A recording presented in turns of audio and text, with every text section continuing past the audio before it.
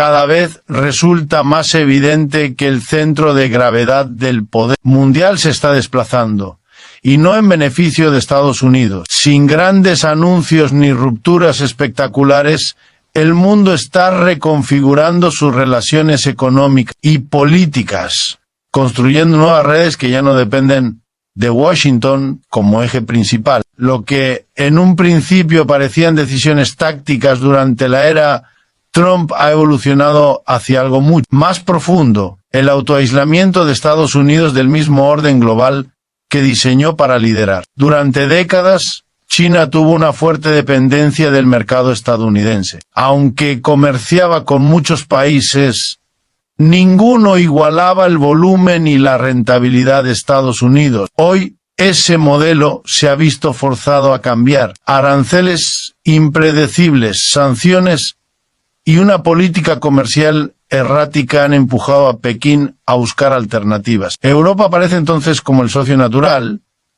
no por afinidad ideológica, sino por necesidad mutua. El continente europeo también ha sufrido las consecuencias del proteccionismo estadounidense y busca estabilidad en un entorno cada vez más incierto. Pero esta relación no es romántica ni basada en confianza plena. Es una alianza pragmática, frágil, donde ambas partes se utilizan como amortiguadores frente a las sacudidas provocadas por Washington. Europa no abrirá sus mercados sin condiciones, y China sabe que debe ofrecer algo a cambio. Aún así, el intercambio crece, porque la supervivencia económica pesa más que los discursos políticos. Si añadimos a Japón al panorama, el cambio se vuelve aún más revelador. Tokio, aliado histórico de Estados Unidos, ha comenzado a mostrar signos claros de incomodidad. Advertencias discretas sobre una posible reducción en la compra de bonos del Tesoro estadounidense no son simples gestos diplomáticos. Son señales de que incluso los socios más leales están reconsiderando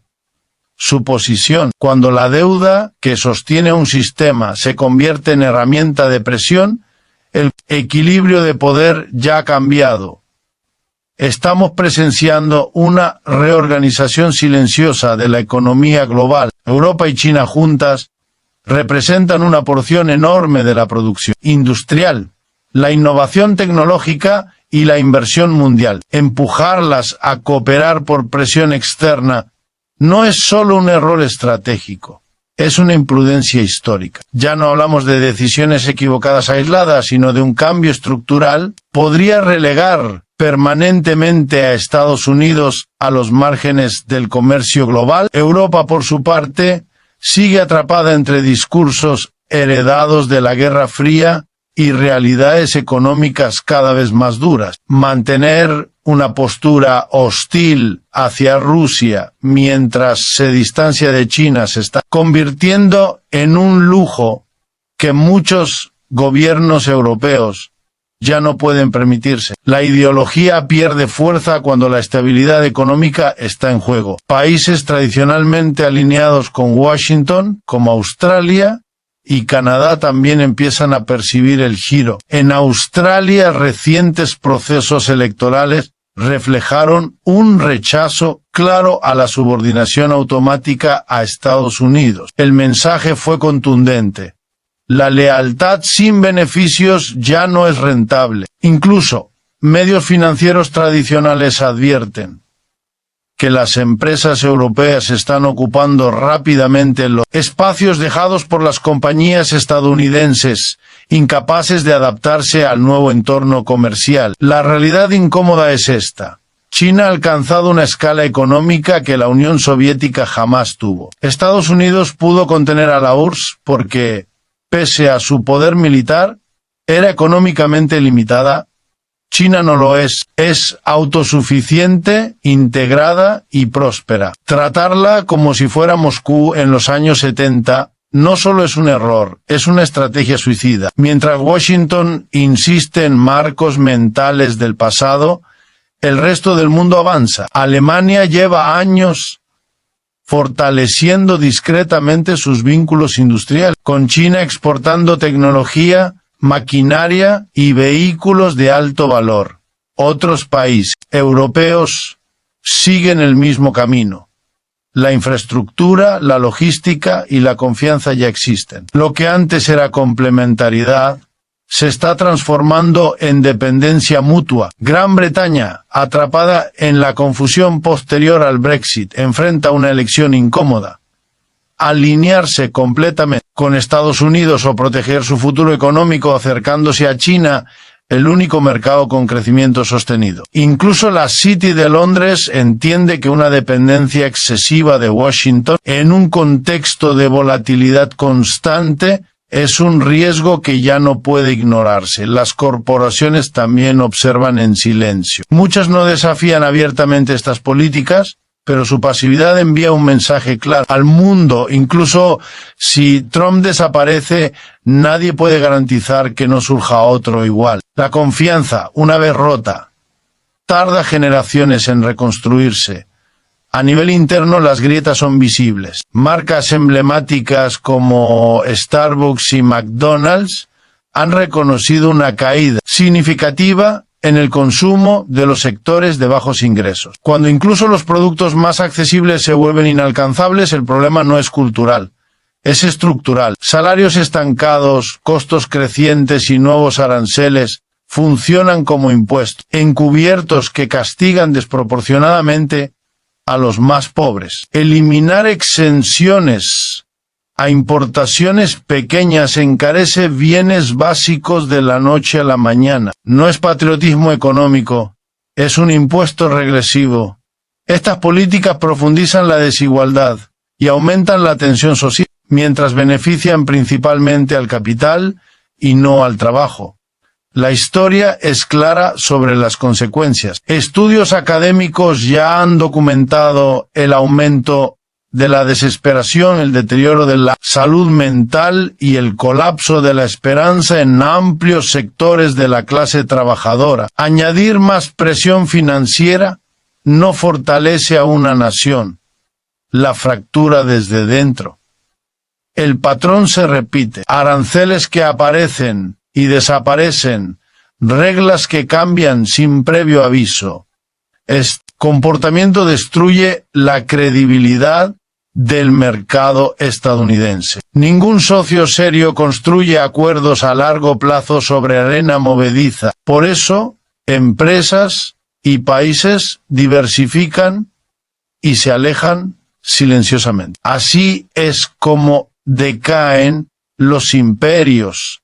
No con explosiones, sino con la erosión constante de la confianza. Intentar trasladar los costos del declive al resto del mundo solo acelera el proceso. La historia demuestra que las potencias que levantan muros para proteger su dominio terminan encerradas dentro de ellos. Mientras tanto, la desigualdad interna crece, la deuda se acumula, la clase media se comprime y la estabilidad se convierte en un recuerdo. El trabajo ya no garantiza dignidad. El esfuerzo ya no asegura futuro. Cuando esa promesa se rompe, el tejido social comienza a desintegrarse. La tecnología, lejos de liberar, se utiliza para vigilar y controlar. Los datos reemplazan a la ciudadanía. El consumo sustituye a la participación. La ira se canaliza horizontalmente mientras el poder se concentra verticalmente. Pero bajo la apatía surge algo nuevo, conciencia. Cada crisis revela el mismo patrón, las pérdidas se socializan, las ganancias se concentran. Y cuando suficientes personas reconocen esa verdad, el sistema empieza a temblar. El futuro no se decidirá en elecciones aisladas, ni en innovaciones tecnológicas milagrosas, sino en la recuperación de algo fundamental, la comunidad. La comprensión de que el progreso real se mide en dignidad, no en cifras bursátiles. La decadencia no es solo un final, también es una apertura. Cuando los viejos sistemas colapsan, dejan espacio para algo distinto. Tal vez el colapso que tanto tememos sea en realidad, el comienzo de un mundo que vuelva a poner ser humano en el centro. Y es precisamente en ese punto donde el sistema comienza a mostrar su miedo. No teme a la violencia porque sabe cómo gestionarla. No teme a las protestas aisladas, porque puede ignorarlas o absorberlas. Lo que realmente teme es a una población que deja de creer en sus mitos fundacionales. Una sociedad que ya no acepta que el sacrificio individual sea la solución a problemas creados colectivamente. Durante generaciones se repitió una promesa simple: trabaja duro, cumple las reglas y el sistema te recompensará. Hoy, esa promesa suena hueca. Millones trabajan más que nunca y reciben menos a cambio. No es pereza ni falta de talento lo que explica esta realidad. Es un diseño económico que prioriza la extracción por encima de la creación, el beneficio inmediato por encima de la sostenibilidad humana. Las élites lo saben. Por eso la narrativa se desplaza constantemente. Cuando la economía falla, la culpa es del inmigrante. Cuando los salarios caen, es por falta de competitividad. Cuando la vivienda se vuelve inalcanzable, es el mercado. Nunca es una decisión política, nunca es una estructura deliberada. Todo se presenta como una fuerza natural inevitable como el clima, pero no lo es. Son decisiones humanas que benefician a intereses concretos. Mientras tanto, la democracia se vacía de contenido. Votar se convierte en un ritual simbólico más que en una herramienta de cambio real. Se elige entre opciones cuidadosamente filtradas por el dinero, los lobbies y los medios. La política deja de ser un espacio de transformación colectiva y pasa a ser una rama más del marketing. Se venden candidatos como productos y se gestionan emociones como campañas publicitarias. En este entorno la frustración crece, pero esa frustración rara vez se dirige hacia arriba. Se fragmenta, se dispersa, se enfrenta entre iguales, trabajadores contra trabajadores, jóvenes contra mayores, locales contra extranjeros. La división no es un accidente, es una estrategia. Un pueblo dividido no cuestiona el sistema que lo oprime, se consume luchando consigo mismo. A nivel global, ocurre algo similar. Estados Unidos intenta mantener su posición dominante mediante presión, sanciones y amenazas. Pero el mundo ha cambiado. Ya no existe un único centro, incuestionable. Las economías emergentes cooperan, intercambian, crean sus propias infraestructuras financieras y tecnológicas, no por ideología, sino por supervivencia. La multipolaridad no es un proyecto político, es una consecuencia natural del declive de la hegemonía. El problema para Washington no es solo perder poder, sino perder legitimidad. El liderazgo no se sostiene solo con fuerza, requiere confianza.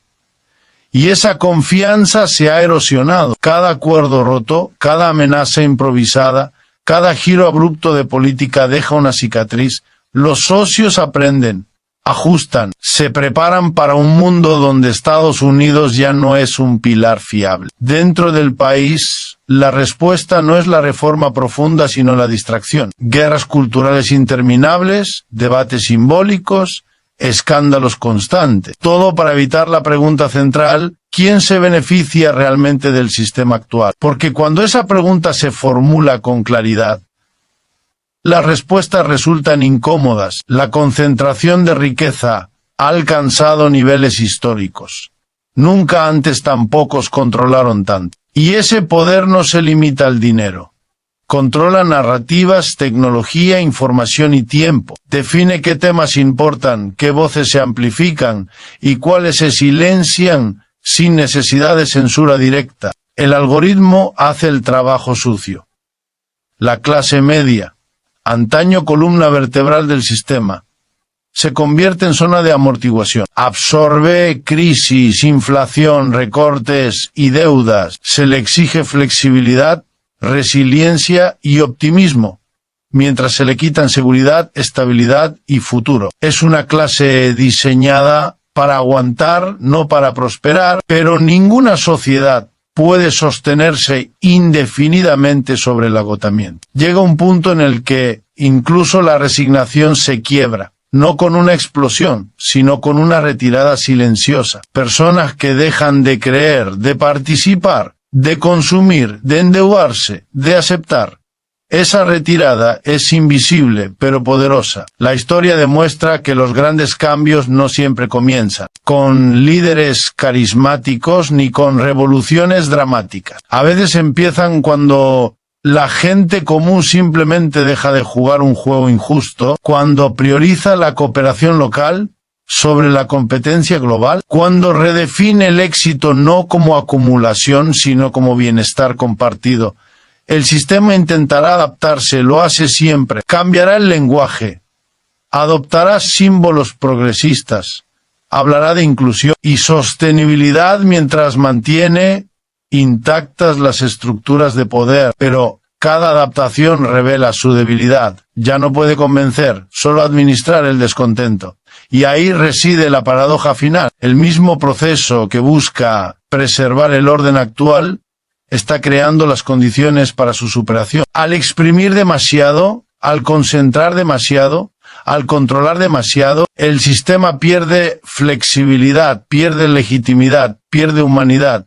El futuro no está escrito, no será automáticamente mejor, pero tampoco está condenado. Dependerá de si la conciencia que hoy emerge se traduce en organización, en solidaridad, en nuevas formas de vivir y producir que no reproduzcan los mismos errores. Porque al final, ningún imperio cae solo por presiones externas.